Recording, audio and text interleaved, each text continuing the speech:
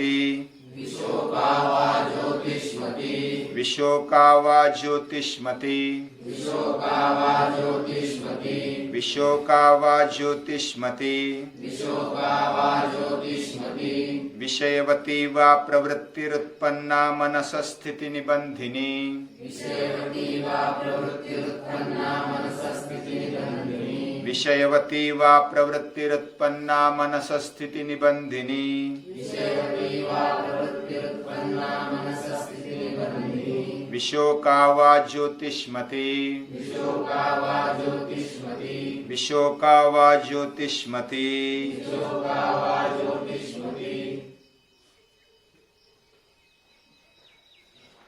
जीवन में जब हम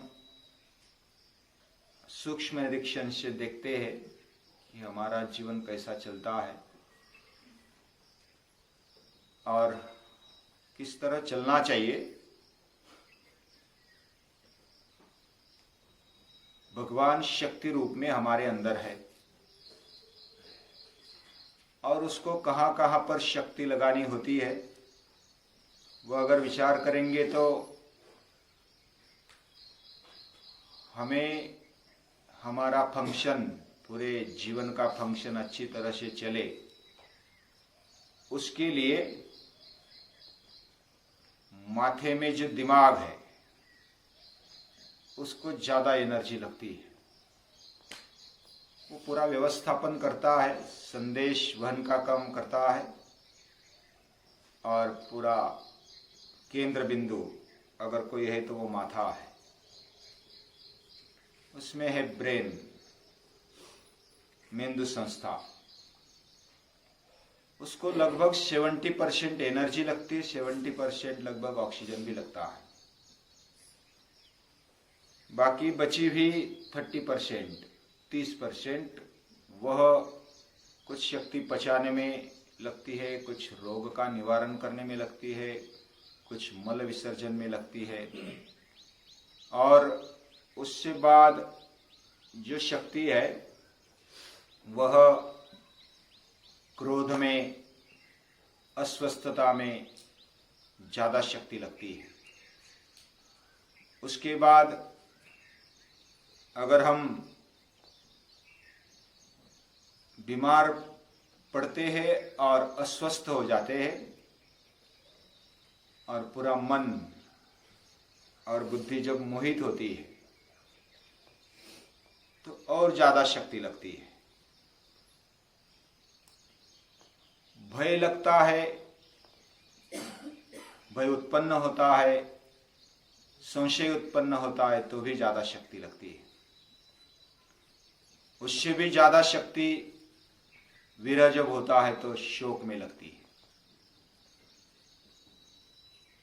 और इसलिए ऐसे अशांत मन को, अशांत चित्त को कैसे शांत किया जाए, कैसे स्थिर किया जाए, कैसे स्वस्थ किया जाए, ये महर्षि पतंजलि बताते हैं। उसको सदैव प्रसन्न रखने के लिए कुछ प्रयास की जरूरत होती है। अलग अलग तरीके के प्रयास या तो उसके उपाय महर्षि पतंजलि ने बताए। उसमें से पहला उपाय है ईश्वर प्रणिधान, ये बढ़िया उपाय है। दूसरा उपाय बताया एक तत्वाभ्यास होना चाहिए, यानी एक एक तत्व हमारे जीवन में निश्चित होकर के उसके पीछे लगना चाहिए और वही हमारा जीवन का साध्य समझना चाहिए। फिर चित्त प्रसन्न रहने में और उसमें आने वाले अंतराय, जो भी प्रॉब्लम्स है उसको हटाने में वो मदद रूप होता है।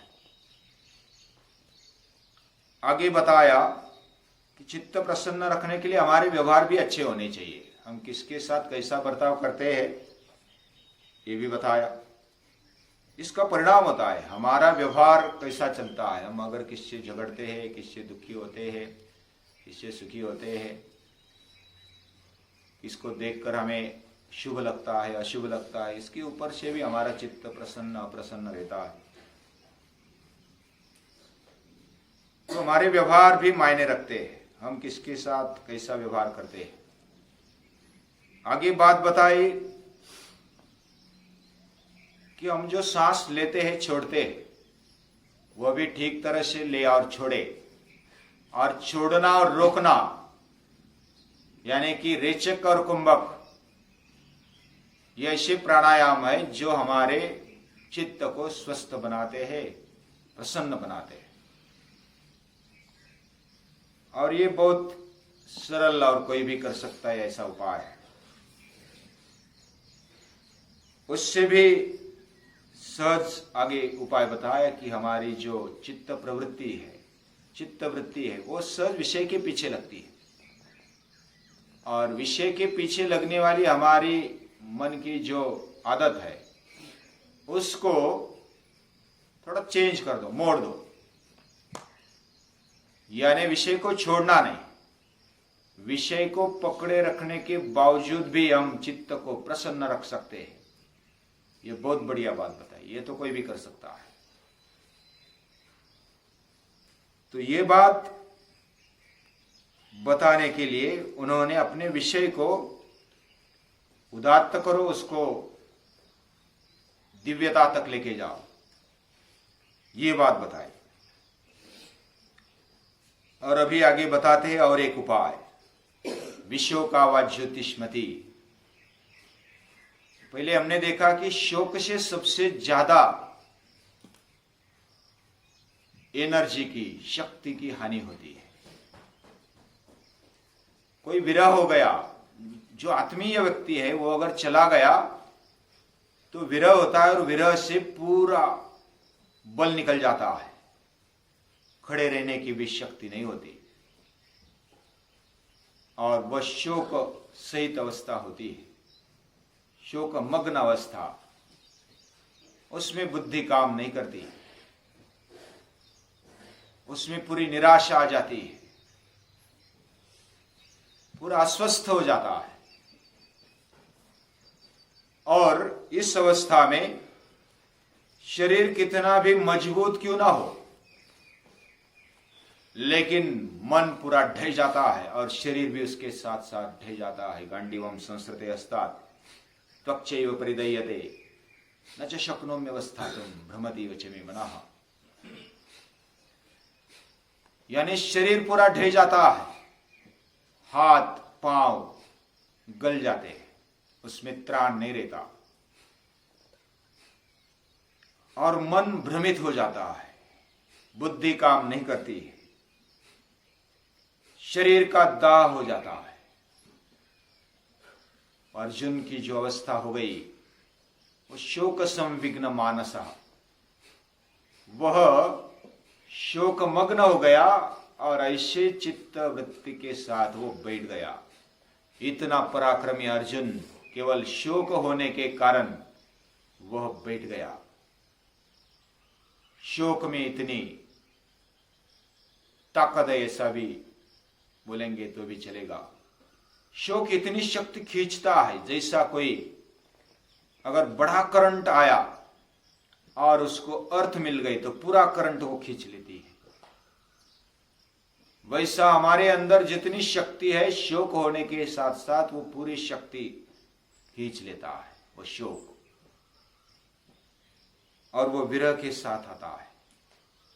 विरह जो आत्मीय है वो जब निकल जाता है, या तो जैसे दशरथ राजा के साथ हुआ, राम निकल गए वन में और वह विरह से शोकाकुल हो गए और पूरे शरीर और प्राण को त्याग बैठे। इतना शोकमग्न होने का परिणाम दिखाई देता है। तो विशोक अवस्था होना ये कब होता है? जब हम अपने चित्त में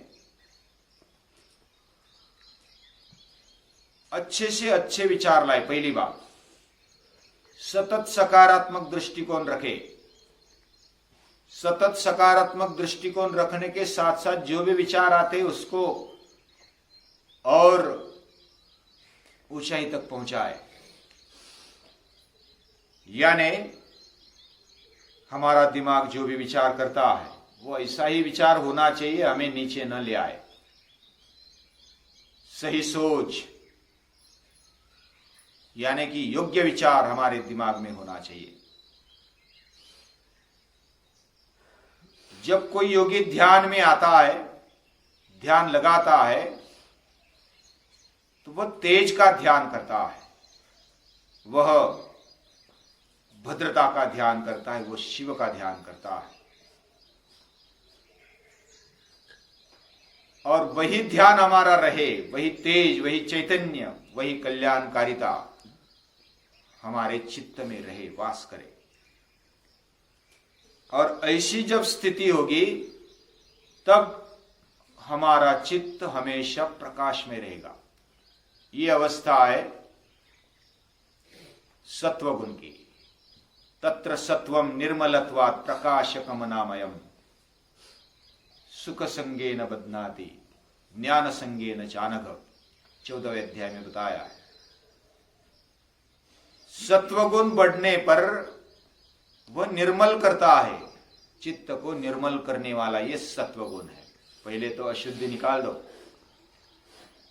अशुद्धि निकालते निकालते निर्मलता आते आते जो ओरिजिनल आत्मशक्ति है वह चित्त के द्वारा खिल जाती है। जैसे कोई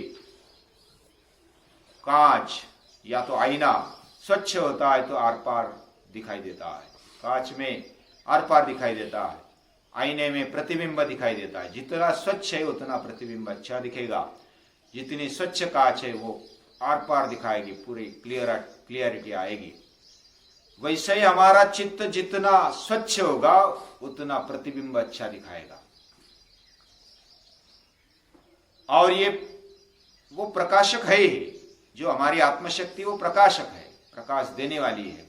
चित्त भी प्रकाशक बन जाता है सत्वगुण आने के साथ साथ, यानी वो निर्मल सत्वगुण आते ही निर्मलता आने लगती है और प्रकाशकता आने लगती है। तत्र सत्वम निर्मलत्वात् प्रकाशकम अनामयम। अनामयम आमय यानी रोग या तो जो भी कचरा है वो निकल जाता है, व्याधि है, विकार वो निकल जाता है। सुख संगेन बध्नाति, सुख के साथ वो जोड़ देता है सत्वगुण। ज्ञान संगेन चानघ, ज्ञान के साथ भी जोड़ देता है, वो अपने आप जोड़ देता है, वो ज्ञानमय। ऐसी हमारी आत्मा वह सत्वगुण आने के साथ साथ हमारा चित्त शुद्ध हो जाता है और उसमें उसका ओरिजिनल स्वरूप स्पष्ट होता है। किसका? आत्मशक्ति का। आत्मशक्ति स्पष्ट हो गई, वो आत्मशक्ति खुद ही प्रकाशक है, खुद ही वो ज्ञान सर्वज्ञ है और खुद ही वो निर्मल है। तो अंतःकरण शुद्ध होते ही वह स्पष्ट हो गई, ये ज्योतिषमय स्थिति है। और ऐसी सत्वगुण को बढ़ाने की शक्ति हमारे अंदर होनी चाहिए और वो हम कर सकते हैं, हर कोई कर सकता है। ये विषय को और उदात्त बनाया, उदात्त बनाते बनाते हमारे चित्त को ऐसा उसको दे दिया हमेशा के लिए कि वो हमेशा अच्छा ही विचार करेगा, सकारात्मक विचार करेगा, ऊंचे ऊंचे विचार करेगा और उसमें उसको डाल दो। जो विचार करेगा जैसी भावना बनेगी वैसे ही भावना बनेगी और जैसी भावना बनेगी वैसा ही उसका परिणाम मिलेगा। तो हमारे चित्त को ज्योतिषमती स्थिति में लाओ, ये महर्षि पतंजलि कहते हैं।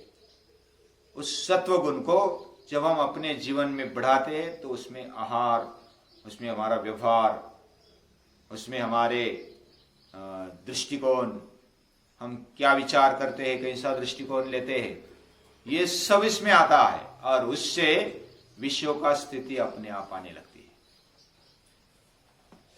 क्योंकि आत्मशक्ति ये कोई संकुचित नहीं है, केवल हमारे देह में वो आत्मशक्ति बैठी है ऐसा नहीं है, पूरे चराचर में सभी जीवों में वो बैठी है। वो सर्वात्मा है, यानी सभी में वो आत्मा रूप में रहती है। उसको विभुर्व्याप्य सर्वत्र सर्वेंद्रियाणाम, वो समत्व भाव से सभी इंद्रियों में रहने वाली और व्यापक है, ऐसी वो आत्मशक्ति है। और वो सदैव आनंदी है, चैतन्यमय है और सत्य है, सच्चिदानंद स्वरूप, ऐसी वो शक्ति है। वह चित्त प्रसन्नता के साथ साथ, सत्वगुण आने के साथ साथ वो और प्रकाशक होती है, यानी कि प्रकाश देने लगती है। और ऐसी स्थिति का बनाए रखना ये थोड़ी मेहनत वाली अवस्था है, मेहनत से हम उसको कर सकते हैं। और तब विशोक अवस्था आ जाती है। विशेष प्रकार से जो शोक रहित अवस्था है वो हमारे जीवन में आ जाए, हम कभी निराश न हो। तो इसलिए योग का अभ्यास करना चाहिए। और योग मन को प्रसन्न करता है, शुद्ध कर देता है और पूरे जीवन को बदल देता है। इतनी वो शक्ति है। ये उपाय ये भी बढ़िया है। एक एक उपाय, हर एक उपाय अच्छे हैं। उस उपाय को अपने जीवन में एक साथ ला सकते हैं, अलग अलग करके भी ला सकते हैं।